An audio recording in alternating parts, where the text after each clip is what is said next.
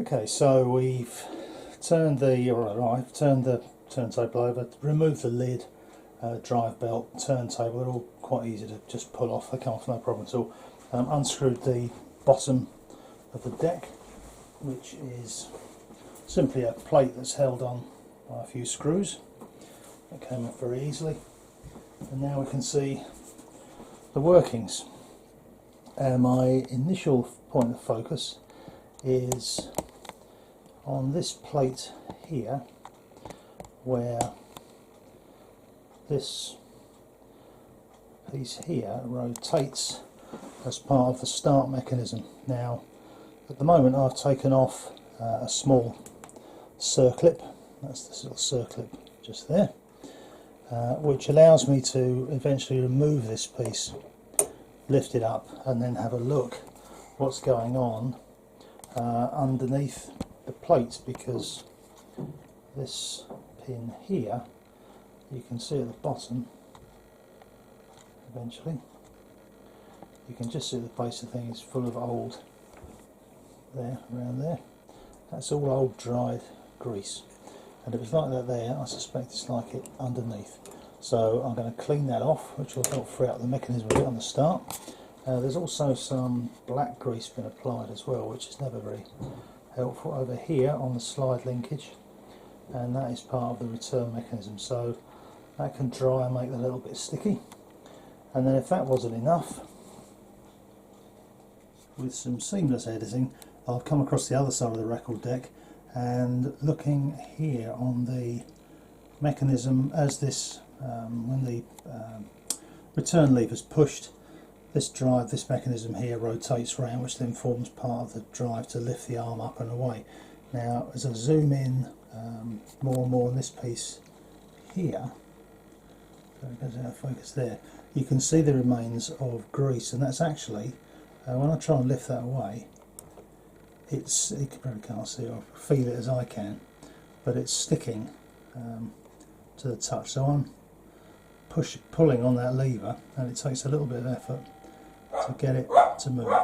So I need to probably clear that off as well, so it's just clean plastic. This is always a nightmare. So, so I've started to clean off this black grease from here. I'm simply using a cotton bud and then a lovely mixture of 99.99% alcohol, which cuts through anything. So I'll just demonstrate on this bit here. Give that a little rub, and you can see the muck that comes off there. So I'll carry on.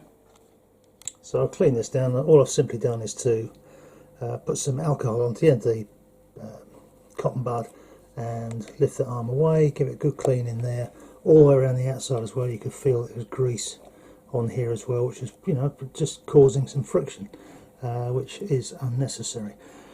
I have degreased this in a similar way, and this whole mechanism now here is a lot more free. That used to have a kind of this sort of motion where it went in but was very hesitant, then it would go. Now it's much more of a pull on the mechanism itself, so that's a good thing. It's possible some grease has leaked underneath, so I may just have another clean with that shortly, but it's definitely a lot better than it was, so that's all as well. So now I'm just going to lift this plate away here and then give that a clean above and beyond, and then we'll see where we go. So back in daylight, I've got the plate taken off, just unscrewed it. It's very simple, but if you can see here, I'll just zoom in a little bit there, zoom in on this bit here, that is old dried grease.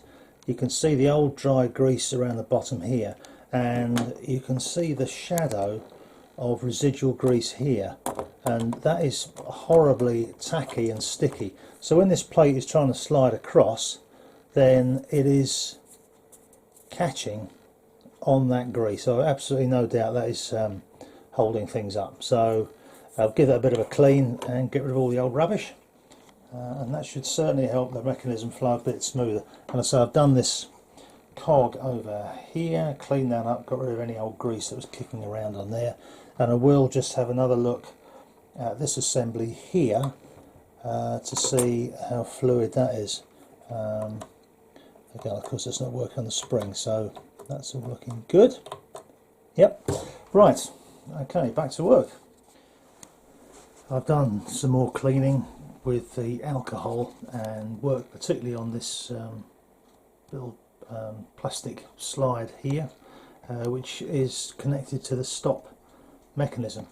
And I think I'm sure the problem, what's happened is that this, when the turntable finishes, this isn't returning to the position it's in now, so it's actually staying stuck in the what effectively is the stop position, which means that, and you'll see when I turn it over and test it, the button, the device thinks it actually, it's when it starts off again, the button hasn't been able to cycle back on the operating panel to allow the machine to play. It will still be stuck in stop. It's as if it's, and I'll demonstrate this as well, that the stop option is selected. So when the arm is taken across, the turntable's thinking, hang on a minute, it wants me to stop. And so it does, and won't go into the normal process. And I think once it's completed that cycle, then it will play as normal. But I say that's now corrected.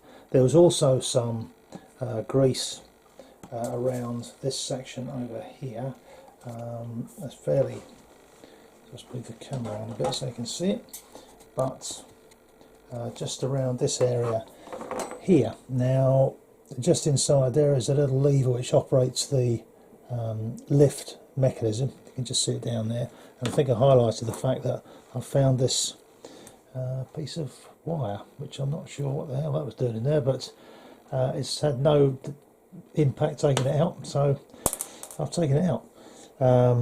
Also cleaned up some of the grease that was around here.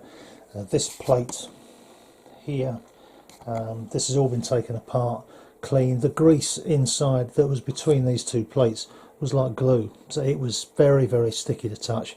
So these two plates here, which should be very free moving, weren't, and I think again that contributed to the problem with the stop mechanism. So I'll flip this over. Well, I'll put the bottom on first, then flip it over, and then we're ready to just demonstrate how it works and test it. My deck's turned back over.